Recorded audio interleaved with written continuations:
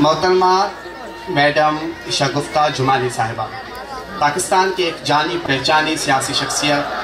उनकी सियासत के हवाले से भी बहुत बड़ी खिदमत हैं, मज़हब और इंसानियत के भी हवाले से।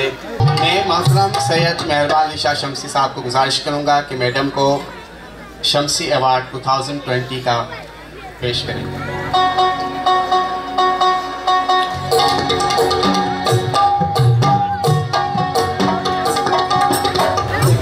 बिस्मिल्लाहिर्रहमानिर्रहीम, अल्लाहुम्मा सल्ली अला मुहम्मद व आले मुहम्मद।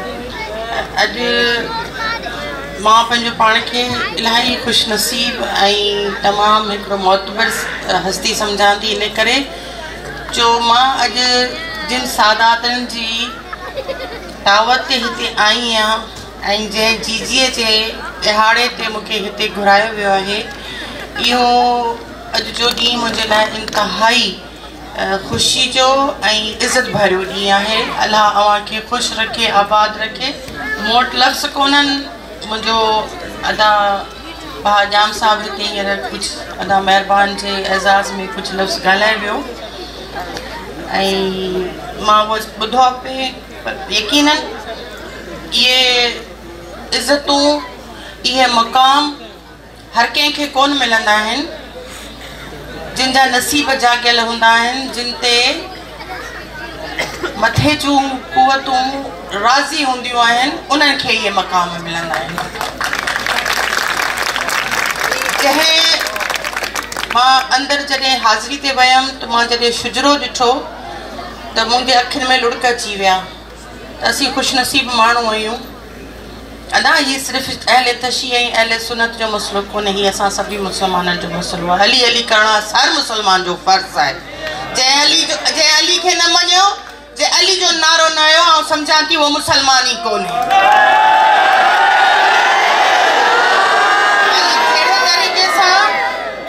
जहिड़े तरीक़े सां मुंहिंजो मौला मुंहिंजे हिन नंढड़े भाउ ते, मूंखे हिन भेण कयो आहे, मुंहिंजे हिन नंढड़े भाउ ते मुंहिंजो मौला, मुंहिंजी साइण बीबी फातिमत ज़ोहरा सलाम अलैहा, हिन जो अहलो औलाद हिन ते राज़ी आहिनि ऐं हिन जे तवसुत सां जेको हू पंहिंजो ज़िक्र ख़ैर कराइनि पिया, यकीनन असीं उन्हनि सभिनी शयुनि खां महरूम रहिया हुआसीं, पर अल्हम्दुलिल्लाह जो उन्हनि जी नज़रे करम अॼु हिननि भाउ ते आहे ऐं हिन जे तवसुत सां असांखे उहे सभु ॻाल्हियूं, उहे सभु वाक़िया, उहे सभु शयूं जॾहिं दिलि परेशान थींदी आहे, छो जो अॼुकल्ह जो दौरु जेको आहे उहो इंतिहाई नफ़्सा नफ़्सी जो दौरु आहे, इंतिहाई परेशानी जो दौरु आहे। हिकिड़े तरफ़ महांगाइयूं आहिनि, हिकिड़े तरफ़ बीमारियूं आहिनि, हिकिड़े तरफ़ बेरोज़गारियूं आहिनि।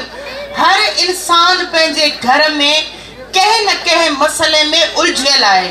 और ही नंढा ॿार जेके असां जॾहिं हिननि जी उमिरि में हूंदा हुआसीं त बेखौफ़ी वारी ऐं ख़ुशी वारी ज़िंदगी गुज़ारींदासीं, नचंदा टुपंदा हुआसीं। पर अॼु हिन ॿार खां बि पुछो त उहो बि चए थो त आउं परेशान आहियां। त हिन परेशानी वारी दौर में जॾहिं दिलि ऐं ज़हन परेशान थो थी वञे त तव्हां मूंखे चवणु ॾियो, माण्हू मस्जिद में वञी बरकातूं नफ़िल कोन था पढ़नि, अलाह खां कोन था घुरनि, या त भई किथे कंहिं होटल ते को फिल्म ॾिसंदा या घर में वही को लूडो खेॾंदा। पर असांखे जेको ज़हनी सुकून ऐं दिलि जो सुकून ॾियण वारो ही मुंहिंजो भाउ आहे, अलाह सां हिन जा अञा बि दर्जात बुलंद करे। असीं जंहिं सरज़मीन ते बीठा आहियूं, हीअ सरज़मीन टंड मोहम्मद ख़ान जी सरज़मीन, बुज़ुर्गनि, वलियनि, इमामनि जे औलादनि जी ज़मीन आहे। ही मुबारक ज़मीन आहे ऐं हिन ते हिन जी ख़िदमत सिर्फ़ु हिन ज़मीन जी कोन पियो करे, पर आम ख़ल्क़त जी करे पियो। उन में हिन इहो न ॾिठो आहे त ही अहले तशी आहे, ही अहले सुन्नत आहे, ही देवबंदी आहे। हिन इंसान ज़ात जी ख़िदमत कई आहे ऐं उन इंसान ज़ात जे लाइ हिन जेको अहले बैत जो पैगाम घर घर पहुचायो आहे।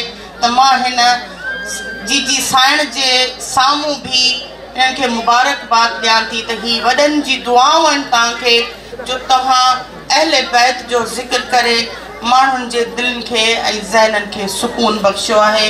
अलाह साईं तव्हांखे ख़ुशि रखे, सलामत रखे। अञा बि तव्हांजा दर्जात बुलंद थियनि ऐं तव्हांखे अलाह साईं उहो मक़ाम अता करे जेको तव्हांजे शायान शान आहे। नारायण